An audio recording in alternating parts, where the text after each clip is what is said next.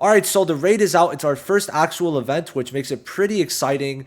And yeah, I mean, we'll talk about that. We'll talk about how it works, how you should be fighting it with the teams, and also what you should be buying from the exchange shop. Should you be buying the daily stamina and all of that good stuff? So I have all the things here now. This is on only the Asia server currently. The global side or US side will be getting it at 4 a.m. EST, I believe.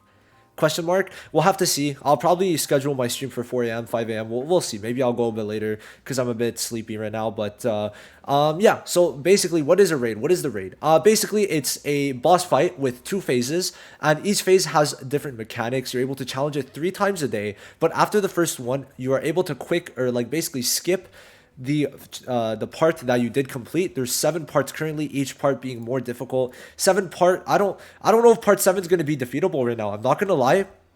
It's kind of difficult. It's kind of very difficult if we're being honest. Even on JP, I was having some difficulties. So maybe they made it easier. That would be the goal, right? That would be the goal. Now you get a one-time reward every time you complete one of the parts, and then you get a reward between 30 and 34, or just depending on which one you do, right? It is different, and I think this goes up to like 45, something like that. Personally, I feel like phase one's easier, but let's talk about that later. We're gonna talk about the exchange shop now. So this gold we don't ever touch right now. What we're able to get is daily Yule, daily stamina, daily food, and then some skill materials.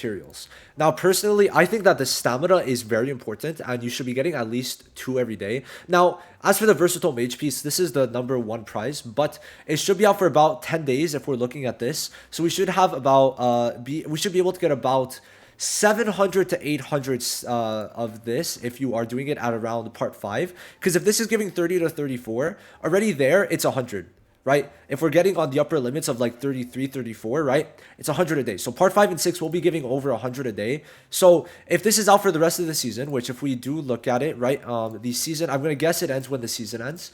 And the season ends in 8 days. So we have 8 more. So we have about access to day 1. We're going to get a bit more because of, what's it called? The one-time rewards. But except for that, we should have access to, let's say, about 100 a day, give or take.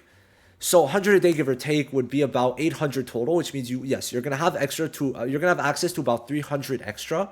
So if we're looking at it, the daily stamina you could get 8 times, times 3, so 24 times 8 is going to be 192, and then you have 100 to, I would recommend personally, either get the Yule, a bit of Yule, or a bit of the skill material, right? Those are the 2 things I would recommend to get. The skills, probably get the yellow ones. They're the best ones, especially for early game, but obviously the purple ones are the hardest to get, but you'll be fine over time. You want to make sure you could secure the versatile mage piece, but I feel like if you guys are getting at least 100 a day, which on the later stages you're going to be getting 120, 130, but just like, if we're minimizing it, you're getting about 100 a day, especially considering the one-time rewards are going to be kind of fine overall.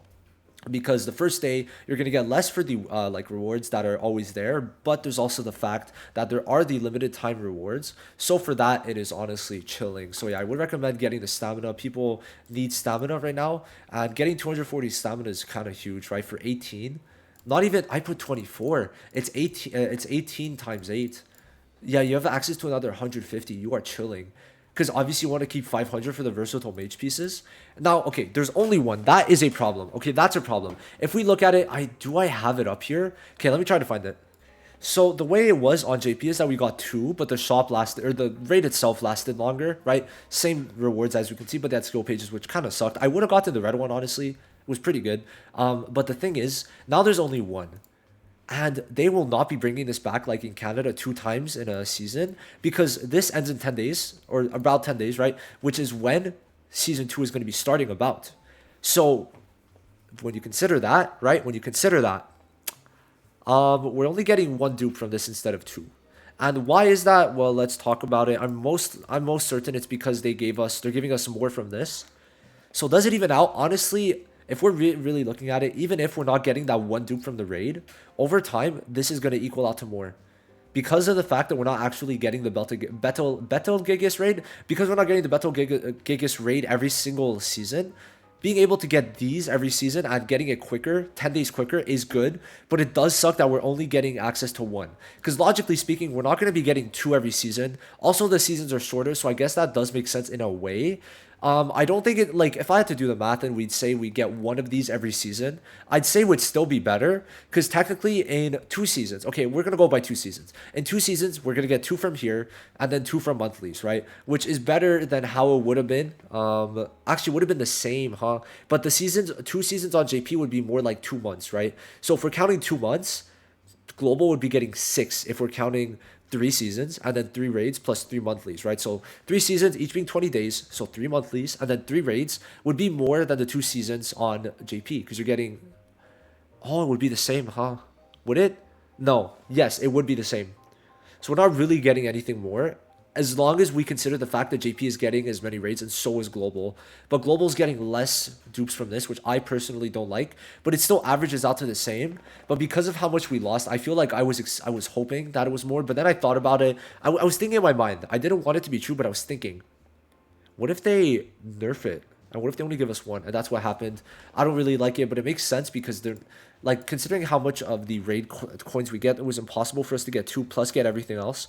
So I kind of understand it, but it's gonna be rough. You will probably not be able to get everything from the shop. So you kind of gotta see what you need. See if you need stamina. The stamina to me is the second most worth it thing after the versatile mage piece, but the stamina you do want to try and get every day, and as long as you're getting only stamina and versatile, you're going to be fine. Then you can see if you need the skills later on, and maybe if you need gold sometimes. I don't think it's a bad idea. It's just it's pretty expensive. 21 gold, 21 tokens for 150k Yule is not really the best.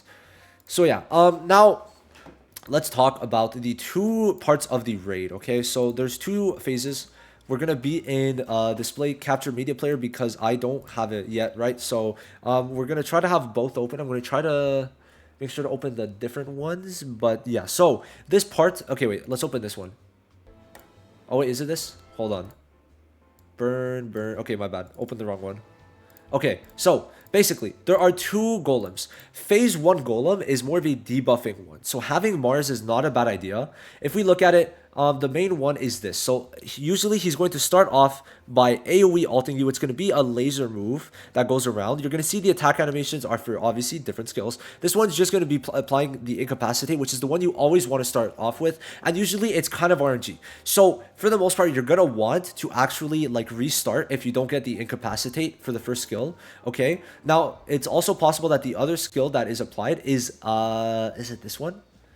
Or it's this one. Okay, this is the other one. So this one is basically going to be reducing your damage. So it's either one of the two that's going to be applied. And then once he's going to have a gauge on the top. And once it charges up, he's going to be doing big damage to everyone. And that's usually going to be a death sentence. Okay, now he's going to reduce damage and he cannot be stunned. So for this one, I recommend going for a nuke once you get the incapacitate on you. Because if not, if it's not the incapacitate one, you're not going to be able to survive really because of the fact that you're going to have to wait it out. And by that point, it might be too late. So I do recommend trying to wait, going for the laser one where it goes shoom and then it goes all the way, and then yeah, that's the one that you would want. So we're going to talk about team comps for both phases after, and for the most part they're kind of interchangeable, but this one's more of a debuffing phase you're going to see, and then the other one is more of a damage phase, damage, to where all of his skills are mainly going to be burning. So you're going to see AoE burn, right? And this one is going to be increasing damage and AoE, no, this is single target burn, and then this one's a AoE but without burn, and it's a guaranteed crit.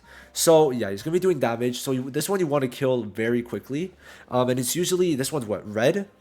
Yeah, this one's red. The other one is blue, right? Blue. Okay, so yeah, that's how it's gonna be. Also can't be stunned, so don't think of stunning with anyone, okay, on either of the phases. Makes sense, because like imagine William, because obviously status elements applies to everything. Imagine William fucking turning this guy into a tree. It's so funny when like William's able to turn big guys into trees. You guys should see it. Anyway, now let's talk about team comps. Let me go back in here. All right. I'm so bad with OBS. So anyway, team 1, why I told you guys to summon on Riot is for this exact moment. And I actually kind of made a team that you could run already. Now, the best team, you could also put Least with them. It doesn't really matter. But I would recommend, okay, Charlotte, okay, and then buffing him, okay? So with buffs, you could either go for Finral. Finral will almost be better than William because Finral offers more buff speed, crit rate, attack, damage increase. 4 buffs, okay? That's a 60% damage increase. And then what you could do is you could also put Sally technically. So you could have these 4, right? Now, this team technically requires you to have 2 of these units because of the fact that you could... Well, Finral's an SR. Charlotte's free, so that is pretty good. Now, if you want to go for like a different type of thing, maybe you could go for Lotus instead of Sally, and this would work well. So you're going to see a lot of recurring units. So it's mainly going to be like William, Finral, Charlotte, Lotus, okay, Sally, for the supports, Sally, and then Nebra. Those are like the main 6 that you could use. And as for like healers, you are able to use healers, someone like Mimosa or Rhodas for support, or even Mars for the one where you don't want to be debuffed. Mars could work well because for 1 turn he does block debuffs at LR. Okay, now for the DPS, there's mainly 3 that you're gonna 4 that you're gonna be using. Okay, so Asta, Yami, okay, Raya, and then Jack. Do I have Jack? Okay, I have Jack. These are the main 4. Now, if you're using Jack, you want to use them with a crit rate build, have them with crit rate. So someone like Finral, because of the fact that he needs to crit, okay? You're going to be buffing him because on his ult, he gets 10% crit damage per buff, which is funny because Raya gets 15% outright damage per buff, which is it's funny that he gets only crit damage and it's 10% where Raya is 15% damage. So Jack is going to be a good nuker if you don't have anyone else, right? Then you've got Raya, which is why I told you to summon. He's the best nuker in the game. Very easy to build. And in the future, when they have people like Ghost and Gifso, it will be even easier, right? And yeah, so that's going to be good. And then Yami does have increased damage against bosses. At dupe 2, he gets 14% outright, and then on his skill 2 he just has 30% built in. And then Asta, if we check it, right, he's going to be getting 30% increased damage on the ult, so that is actually very good. So let's say for an Asta build, I would recommend William or Finral with them, guaranteed, because you do kind of need one of the two overall because they have the attack buff. So you would want one of those. And then because Asta doesn't need buffs but like would appreciate the attack buff, I would say that like Charlotte with I guess Nebra could work well. Wait, hold on. Let me see. Am I tripping? Because you could go very crazy with this. So her combo is Incapacitate. What is Nebra's combo? It's Incapacitate. Never mind. Okay, so you're not going to want to use Nebra's combo with her. You're going to do it like this so that you get more damage in, I guess, if you're doing a team like this. But I would say for this, it would be better to do it with Lotus because Lotus could increase debuff duration. So you can put Nebra for the defense while Charlotte applies the Incapacitate, or Nebra applies the Incapacitate and then Charlotte applies the defense. Either or, but you cannot stack those debuffs, so just remember, but Charlotte has pretty high defense because if she applies the mark, she also gets an extra 20% defense reduction on the enemies. So yeah, this is like a team I'd go for Asta. Now Raya, I would say having Sally, like having all buffs is probably the best. You could put one debuffer. Either Nebra or Charlotte to me are the best options. Okay, and then you would put William here most likely. Now Finral might be better just because he speeds everyone up instead of just William. So if you're going too quick, maybe use Finral instead of William. But yeah, that's for William. Now for Red Yami, it could just be him slotted in here.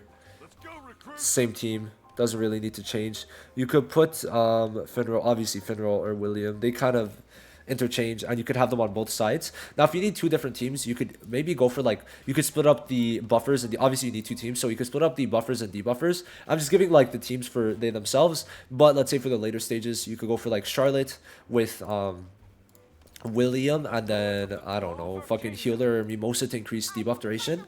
And then the team 2, let's say for Raya, right? Did I put William here? I did. So like let's say we'll put Finral, Nebra, and then fucking I don't know, Lotus. So Finral, Nebra, Lotus. Finral, Nebra, Lotus. And then this is like, yeah, like I said, these are like the main 6 debuffers, or 6 supports that you're going to be using. I feel like I'm forgetting someone. Sally. You could put Sally here instead if you feel like it. Get the all attack buff also. So yeah, there's many ways you could go about this. Overall, I think there's a pretty good variety of units. Now, obviously, these are the best teams, but if you don't have exactly everyone, I don't really think it's a problem. But it's just some team ideas. I will be making guides on exactly how to beat it in the future, but for now, that's basically it. See you guys in the next one. Peace.